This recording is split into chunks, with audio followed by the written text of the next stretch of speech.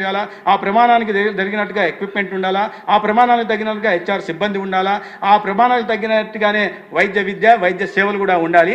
420 బెడ్లని మీరు నిర్మాణం తలపెట్టి దాన్ని పూర్తి చేయలేకపోతే 4 ఏళ్లలో 1 సంవత్సరంలోనే దాన్ని 625 పడకల ఆసుపత్రిగా ఈ 4 చోట్ల తీర్చిదిద్దుతున్నాం.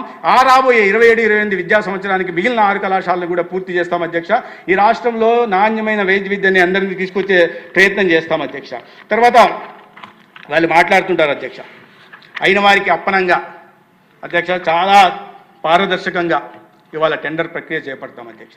వాళ్ళు కూడా చాలామంది కాంట్రాక్టర్లు ఉన్నారు అధ్యక్ష, ప్రజాధనాన్ని దోచుకునే వాళ్ళు ఉన్నారు, వచ్చి పోటీ చేయమనొచ్చు, దాంట్లో టెండర్లో పాల్గొనవచ్చు. వాళ్ళు కూడా కావాలంటే మీకు నిర్వహణ మీ దాంట్లో tender technical criteria financial criteria మీరు కూడా మ్యాచ్ అవుతే మీరు కూడా వచ్చి చేసుకోండి.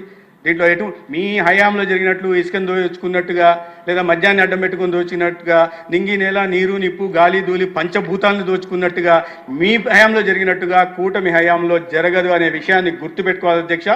ఎటువంటి అవకతవకలకు ఆస్కారం లేకుండా చాలా పారదర్శకంగా ఈ టెండర్ల ప్రక్రియ చేపట్టడం జరుగుతుంది కాబట్టి దాంట్లో కూడా పస లేదు అధ్యక్ష.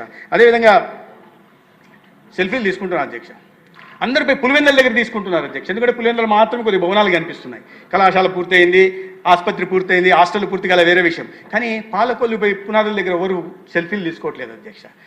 బాపట్లపై పునాదుల దగ్గర ఎవరు సెల్ఫీలు తీసుకోవట్లేదు అధ్యక్ష. పెనుగొండలో ఒక భవనం ఒక అంతస్తు నిర్మించారు, లేదా నర్సీపట్నంలో ఒక అంతస్తు నిర్మించారు, అక్కడ ఎక్కడ సెల్ఫీలు తీసుకోవట్లేదు అధ్యక్ష.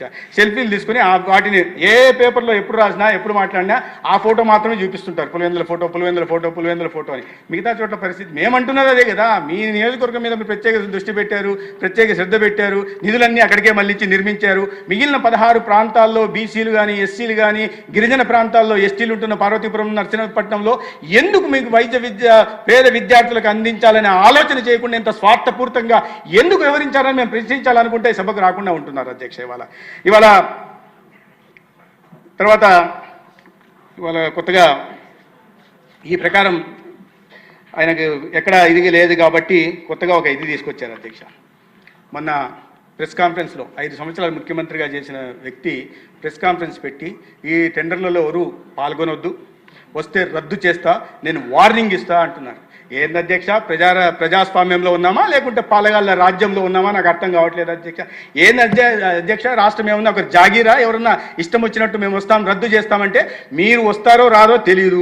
4 ఏళ్ళు మేము కళాశాలలు నిర్మించకుండా, ఈ 11 కళాశాలలు నిర్మించకుండా ఇలాగే ఉండి పేదలకి వైద్య విద్య అందకుండా, పేదలకు వైద్య సౌకర్యాలు అందించకుండా ఉండాలా? బెదిరించడం ఏంది అధ్యక్ష? టెండర్లు ఎవరు రావడానికి లేదు, రద్దు చేస్తాను అంటే దాన్ని బట్టి మీ చిత్తశుద్ధి అర్థమవుతుంది.